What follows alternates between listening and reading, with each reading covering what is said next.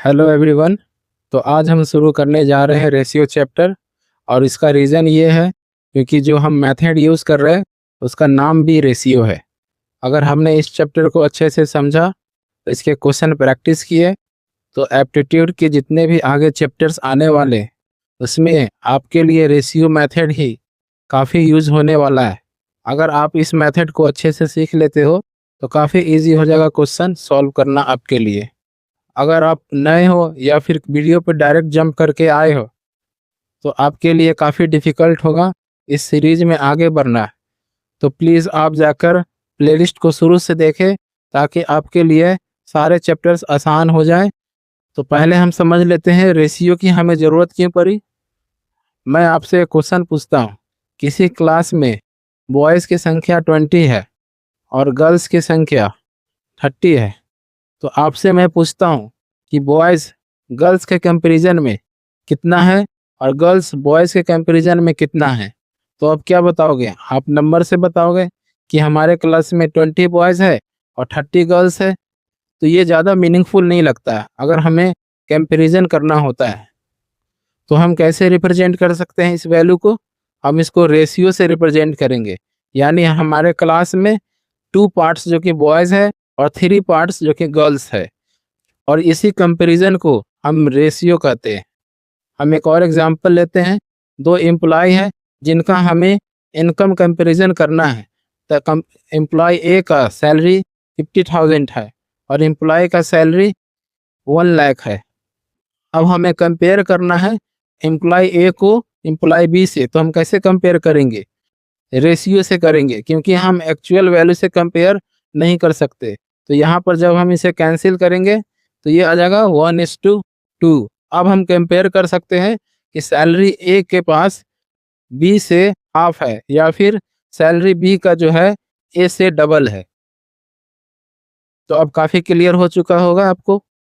अब कुछ पॉइंट्स आपको बताते चलो मैं इसमें। पहला ये कि इसमें कोई भी यूनिट्स यूज नहीं होगा। यानी जिस तरह हम स्पीड और टाइम में मीटर पर सेकेंड यूज़ करते थे, मिक्सचर में हम लीटर और मिलीलीटर में हम कैलकुलेट करते थे, लेकिन यहाँ पर कोई यूनिट्स नहीं है। तो जिस यूनिट्स में हमें वैल्यू दिया होगा हमें उसी वैल्यूज में कैलकुलेट करना पड़ेगा। हम एक एग्जांपल ले लेते हैं। जैसे किसी पर्सन ए का वेट 50 केजी है और पर्सन बी का वेट 80 केजी है। तो हम कंपैरिजन वेट में ही करेंगे, ना कि हम हाइट में करेंगे, क्योंकि ये वैलिड कंपैरिजन नहीं होगा। तो इस चैप्टर में यूनिट्स का कोई ज़्यादा रोल नहीं है।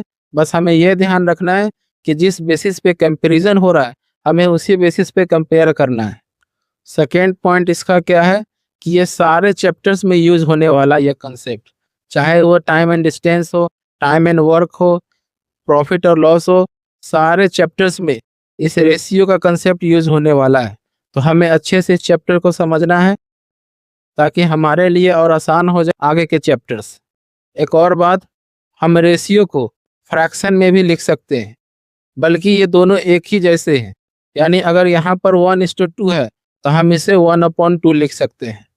तो ज़्यादा डिफरेंस नहीं है रेशियो और फ्रैक्शन में। अब चलिए कुछ बेसिक कैलकुलेशन कर लेते हैं जिससे हमारे लिए चैप्टर काफ़ी आसान हो जाए। तो पहले हम एडिशन करेंगे रेशियो का। तो हम एक एग्जांपल ले लेते हैं पहले।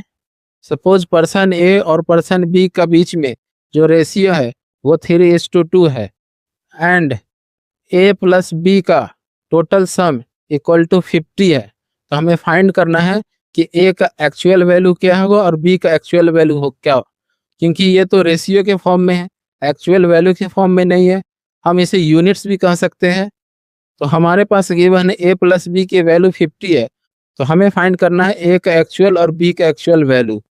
तो हम कैसे कैलकुलेट करेंगे, हम दोनों यूनिट्स को ऐड कर देंगे, यानी 3 और 2 इक्वल टू 5 यूनिट्स। अब ये जो 5 यूनिट्स आया है ये इन दोनों का सम है, लेकिन ये एक्चुअल वैल्यू नहीं है। एक्चुअल वैल्यू कब होगा, जब हमें एक यूनिट की वैल्यू पता होगी तो हम एक्चुअल वैल्यू भी कैलकुलेट कर सकेंगे। तो यहाँ पर 5 यूनिट्स क्या रिप्रेजेंट कर रहा है, 50। तो हम एक यूनिट की वैल्यू निकालेंगे तो ये कितना आ जाएगा, 10। अब हमें एक यूनिट की वैल्यू पता चल गई तो हम ए और बी की वैल्यू भी आसानी से कैलकुलेट कर सकते हैं। बस हम मल्टीप्लाई कर देंगे 10 से और इसे भी 10 से, तो दोनों की वैल्यू हमारे पास आ जाएगी। अब हम सब्ट्रैक्शन का एग्जांपल देखते हैं। ए और बी के बीच में हमें रेशियो गिवन है 5:3 और इन दोनों का डिफरेंस जो है हमें गिवन है 80। तो हमें कैलकुलेट करना है ए की वैल्यू और बी की वैल्यू क्या होगी। तो जैसे हमने एडिशन किया था उसी तरह हम सब्ट्रैक्शन भी कर लेंगे। यहाँ पर हम देख सकते हैं इन दोनों के बीच में डिफरेंस कितना है, 2 यूनिट का। तो बस हमें सिर्फ ये वैल्यू कैलकुलेट करनी है। अगर हमारे पास 1 यूनिट की वैल्यू आ जाती है तो हम एक्चुअल वैल्यू भी कैलकुलेट कर सकेंगे। तो हमारे पास 2 यूनिट की वैल्यू गिवन है विच इज़ 80, क्योंकि यहाँ पर डिफरेंस हमें गिवन है 80, ना कि सम दिया हुआ है। अब हम यहाँ पर 1 यूनिट कैलकुलेट करेंगे तो ये आ जाएगा 40 के इक्वल। अब हम यहाँ पर सिंपली मल्टीप्लाई कर देंगे 40 से, तो इसकी वैल्यू हम कैलकुलेट कर सकते हैं। तो ये आ जाएगा 200 और इसका आ जाएगा 120। तो अब हम यहाँ पर देख सकते हैं 120 और 200 के बीच में डिफरेंस कितना है, 80 वैल्यू का। तो हमने सिर्फ यूनिट के फॉर्म में ही डिफरेंस लिया ताकि हमें ज़्यादा कैलकुलेशन करने की ज़रूरत ना पड़े और इक्वेशन करने की भी ज़रूरत ना पड़े। हम इसे दूसरे मेथड से भी सॉल्व कर सकते हैं जिसमें हम x को एज्यूम कर सकते हैं। तो यहाँ पर हम 5 यूनिट को 5x ले सकते हैं और 3 यूनिट को 3x ले सकते हैं। इसके बीच में डिफरेंस लेंगे तो ये आ जाएगा 80। बस हमें इसे कैलकुलेट करना है, 2x = 80 और x की वैल्यू 40। तो हमने जो कैलकुलेट किया था 1 यूनिट की वैल्यू 40, वो यहाँ भी कैलकुलेट हो गई है। लेकिन हमने यहाँ पर कोई भी x की वैल्यू एज्यूम नहीं किया है। और मैं आपको ये मेथड से सॉल्व करने के लिए कहूँगा, क्योंकि अगर जब क्वेश्चन कॉम्प्लेक्स होंगे तो आपको क्वाड्रेटिक और क्यूबिक इक्वेशन भी मिलेंगे, तो वो आपके लिए काफ़ी डिफिकल्ट हो जाएगा क्वेश्चन सॉल्व करना। इसलिए मैं आपको यूनिट्स के फॉर्म में सॉल्व करवा रहा हूँ ताकि कैलकुलेशन और इजी हो सके। अब हम नेक्स्ट टाइप पे चलते हैं, नॉर्मलाइजेशन। इसे हम एग्जांपल से समझते हैं।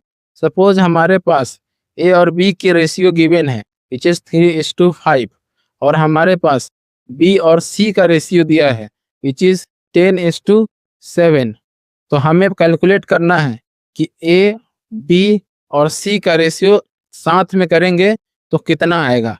क्योंकि हमारे पास ए और सी का रेशियो गिवन नहीं है तो इसलिए हम इसे नॉर्मलाइज करेंगे, यानी तो तीनों रेशियो को हमें एक साथ सॉल्व करना पड़ेगा। तो यहाँ पर हम देख लेते हैं कैसे से सॉल्व करेंगे। a/b हमारे पास गिवन है 3:5 और जो c है हम यहाँ पर लिख देंगे, लेकिन अब दूसरे रो से शुरू होगा, यानी यहाँ पर 10 आ जाएगा। b और c के रिलेशन क्या है, 10:7। अब हम इसे नॉर्मलाइज कैसे करेंगे, यहाँ पर देख सकते हैं इसकी वैल्यू 10 है और इसकी वैल्यू 5 है। तो हम यहाँ पर 2 से मल्टीप्लाई करेंगे तो ये इक्वल हो जाएगा। तो इसमें भी 2 से मल्टीप्लाई होगा तो ये आ जाएगा 6, ये आ जाएगा 10 और ये आ जाएगा 7। तो हमने इस रेशियो को नॉर्मलाइज कर लिया। अब नेक्स्ट टाइप आपको बता दें, स्केलिंग। स्केलिंग में क्या होता है, फॉर एग्जांपल अगर रेशियो हमारे पास 2:3 है और अगर हम इसे स्केल करते हैं विच इज़ 4:6 और इसे हम स्केल करते हैं 8:12, इसे हम और स्केल करते 20:30, हम चाहे जितना भी स्केल कर ले, जो दोनों के बीच में डिफरेंस होगा सिंप्लीफाई करके हमारे पास सेम ही रेशियो आने वाला है। यहाँ भी 2:3 हो जाएगा और यहाँ भी 2:3 हो जाएगा। अब हम कुछ इंपॉर्टेंट टर्म्स देख लेते हैं जो एग्जाम में कभी कभी पूछ लिया जाता है। जैसे हमसे पूछेगा रेशियो का डुप्लीकेट रेशियो कैलकुलेट करो। जैसे हमारे पास गिवन होगा 2:3 और हमसे बोला जाएगा इसका डुप्लीकेट रेशियो क्या होगा, तो सिंपली हमें क्या करना है, स्क्वायर कर देना है। तो इसकी वैल्यू आ जाएगी 4:9। इसी तरीके से अगर ट्रिप्लिकेट रेशियो हमसे पूछा जाएगा तो हम इसे क्यूब कर देंगे विच इज़ 2 का क्यूब और 3 का क्यूब, ये आ जाएगा 8:27। और अगर क्वेश्चन पूछ रहा है सब डुप्लीकेट तो हमारे पास गिवन है लेट सपोज 4:9 और हमें बताना है सब डुप्लीकेट इस रेशियो, तो इसका हम स्क्वायर रूट ले लेंगे तो ये आ जाएगा 2:3। और इसी तरीके से सब ट्रिप्लिकेट पूछा जाएगा तो हम इसका क्यूब रूट ले लेंगे तो ये आ जाएगा 2:3। अब इन्वर्स रेशियो क्या होता है, हमारे पास अगर ये रेशियो गिवन है 2:3 तो इसका इन्वर्स रेशियो हो जाएगा 1/2 और ये 1/3, ये इसका इनवर्स रेशियो हो जाएगा। अब कंपाउंड रेशियो कैसे कैलकुलेट करते हैं?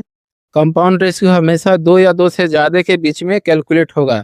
यानी हमारे पास गिवन है 2:3, 5:7 और 8:9।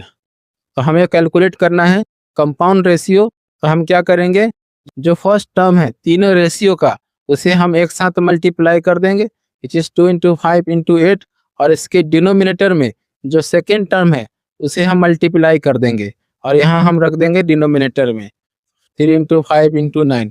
ये हमारे पास जो रेशियो आएगी वो हो जाएगा कंपाउंड रेशियो। तो ये कुछ टर्म्स थे जो कि कभी कभार पूछ लिए जाते हैं एग्जाम में। अब चलते कुछ एग्जाम्पल्स पे, ताकि हमारे कुछ प्रैक्टिस हो सके इस मेथड पे, और रेशियो के हम सारे क्वेश्चन आसानी से कम टाइम में सॉल्व कर सके। तो चलिए हम प्रैक्टिस शुरू करते हैं।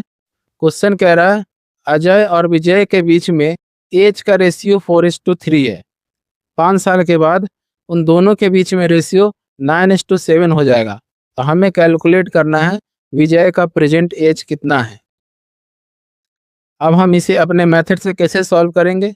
पहले हमारे पास जो रेशियो गिवन है अजय और विजय का, उसे हम नोट कर लेंगे।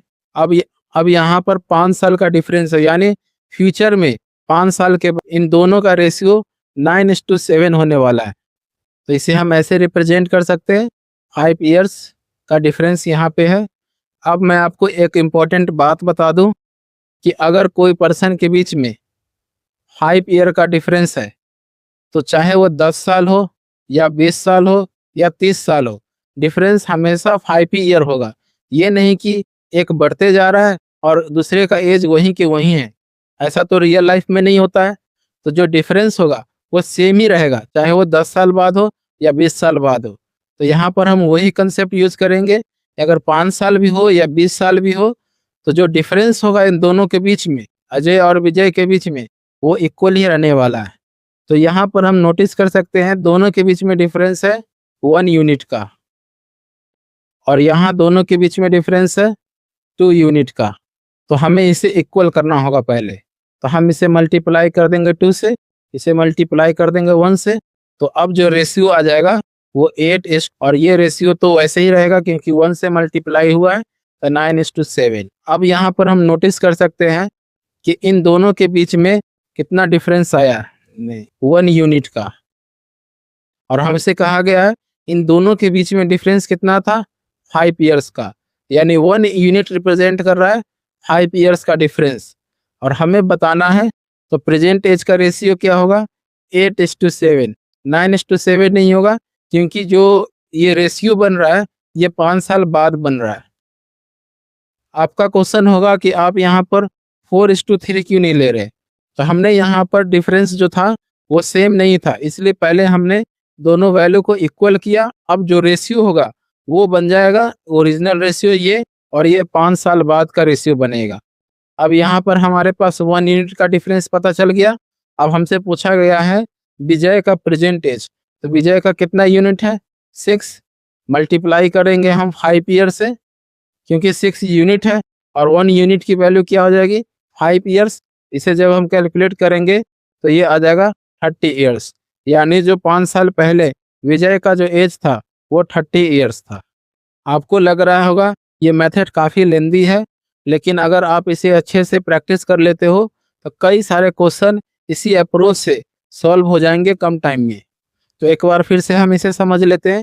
पहले हमारे पास रेशियो गिवन था 5 साल पहले का, और दूसरा रेशियो गिवन था 5 साल बाद का।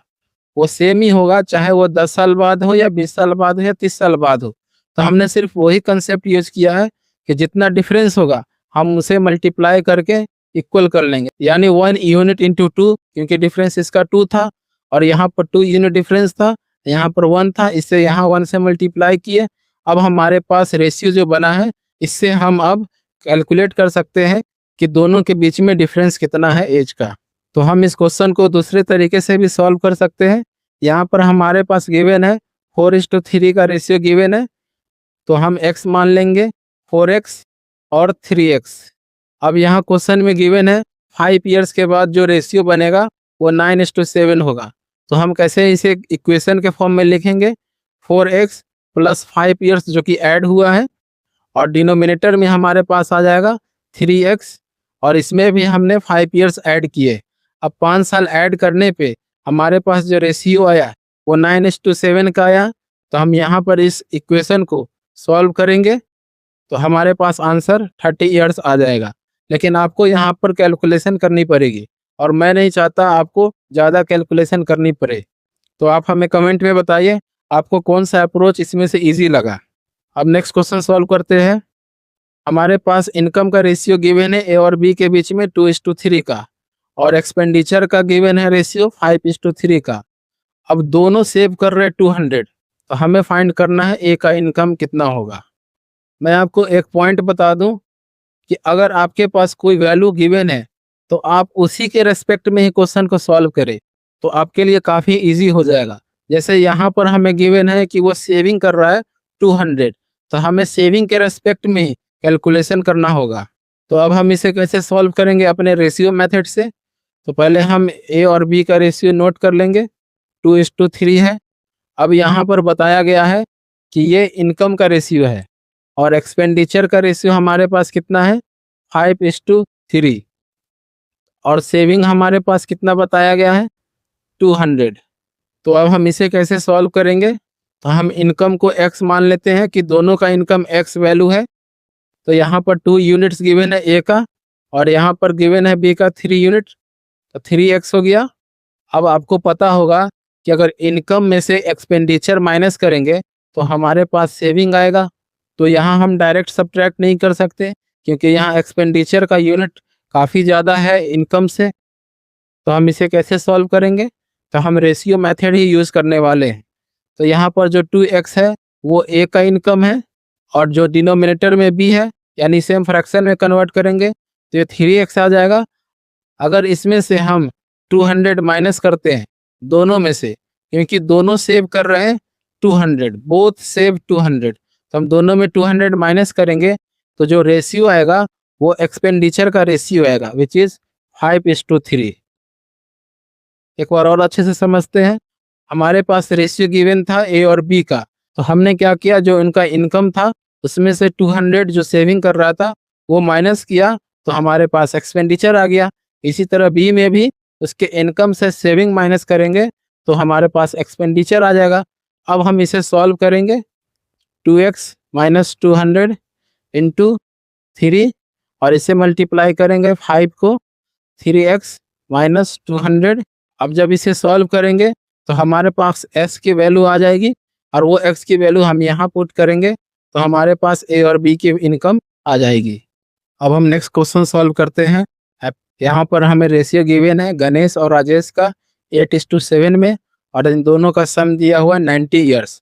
तो हमें बताना है ratio of their edges after 4 years. तो क्वेश्चन काफ़ी सिंपल है। गणेश और राजेश का जो रेशियो गिवन है 8:7 है, और हमें दिया है सम ऑफ एजेस 90 ईयर्स।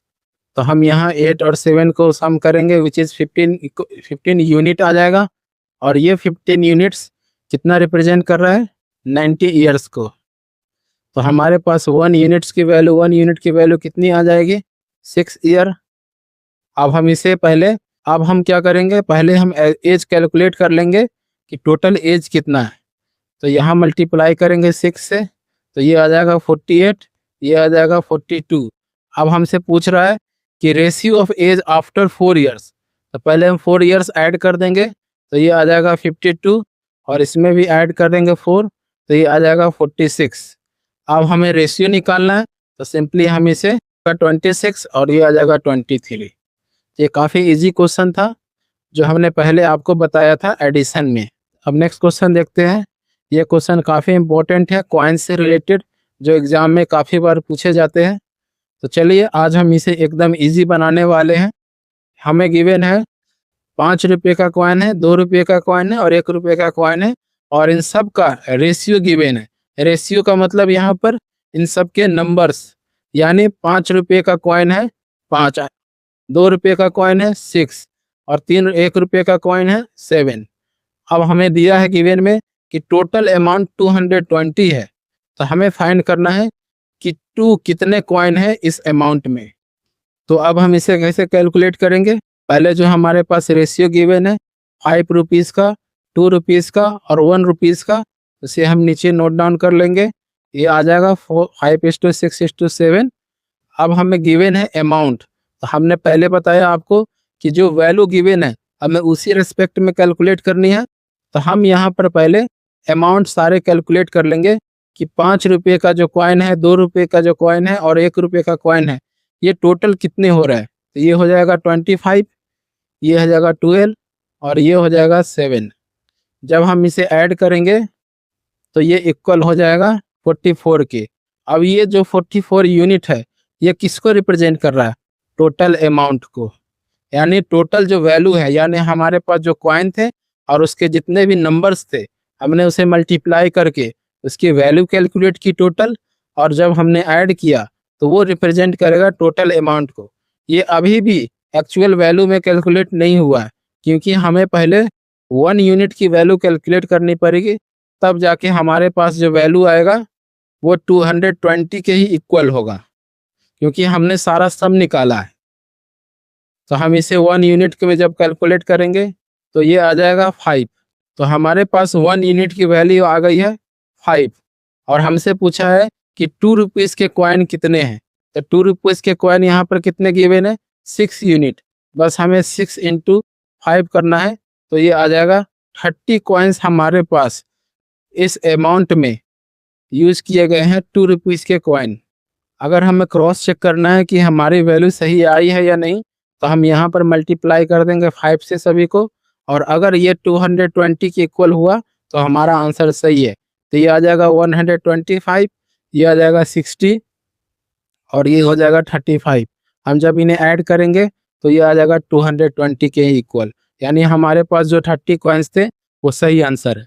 यहाँ पर गिवन है 2 नंबर का बीच में रेशियो 3:5, और बोला गया है कि 4 सब्ट्रैक्ट किए गए हैं दोनों नंबर्स में से, और जो नंबर आया है हमारे पास वो 4:7 के फॉर्म में आया।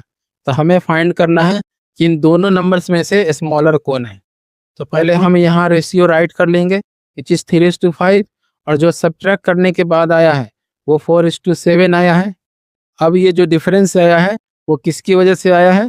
हमने 4 सब्ट्रैक्ट किए हैं ओरिजिनल नंबर्स में से, जिससे जो न्यू वैल्यू आई है उसका रेशियो गिवन है।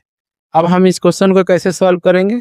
जो हमने पहले क्वेश्चन में मेथड यूज़ किया था सेम, यहाँ पर डिफरेंस कितने का है? 3 यूनिट्स का, और यहाँ पर डिफरेंस कितना है? 2 यूनिट्स का। बस हमें इसे इक्वल करना है 2:3 और यहाँ पर 3:2। और जब हम नया रेशियो देखेंगे तो ये आ जाएगा 9:15 और ये आ जाएगा 8:14।